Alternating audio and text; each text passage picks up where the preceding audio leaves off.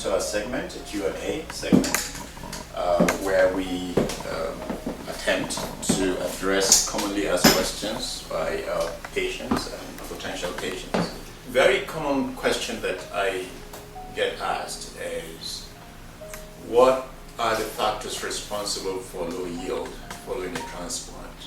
In other words, you've had a transplant, you're all happy about it, and then 6-5 months down the road, you get poor growth. The area is not as covered as you will wish it to be. A number of factors can cause this, and we'll go through them one at a time. But before I do that, I'll go through the normal process or the normal course of events following a transplant. So if not happy with your baldness, you've had a transplant and everything is okay, you're happy with the way the process went. What happens is you will have some redness in the area with scabs that falls off. You should expect your grafts or the hair shaft of the grafts to fall off within 2 months of the transplant. There's no cause for alarm. That happens universally. So between the 2nd month and about the 4th month, the area will show minimal evidence of growth. No need for alarm there. Now at about the 4th month, you should start expecting some sproutings. When that happens, it's going to be initially patchy, and with time, as more of the hairs grow out, you'll have a uniform coverage. By the 7th to 10th month, you pretty much see the result of the transplant. This is the typical course of events following the transplant.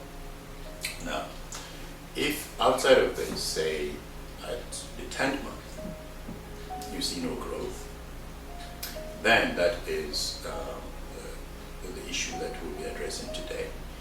That said, sometimes some transplants might take a little bit longer to fully manifest.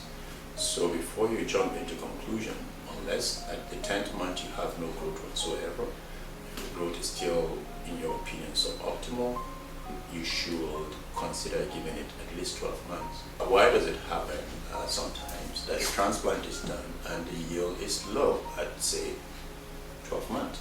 One of the factors that will cause this is if we select the wrong hair for transplantation.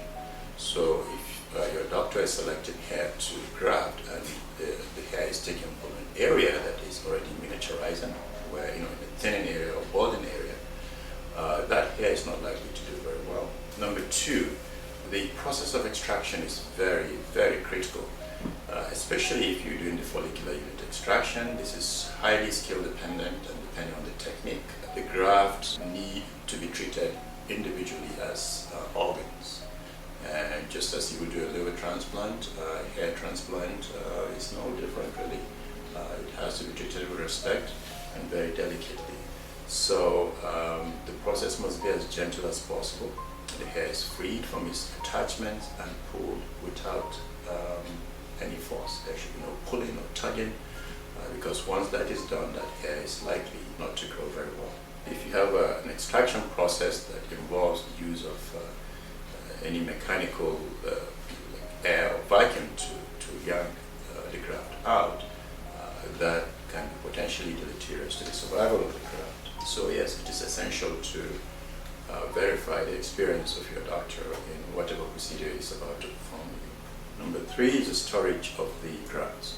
So when the grafts are extracted, they have to be stored in a solution pending the time to implant them in the recipient or balding area. That storage medium is usually a physiological solution, and the most common ones we use have to be kept at a very chilled, cold temperature. So that chillness should really be sustained for as long as the grafts are in the storage. The other factor is the time it takes for the graft to be placed into the recipient area or the balding area once removed from the storage medium. That time should be at the minimum, and the graft should not linger out of the storage media for too long, very few seconds at the most.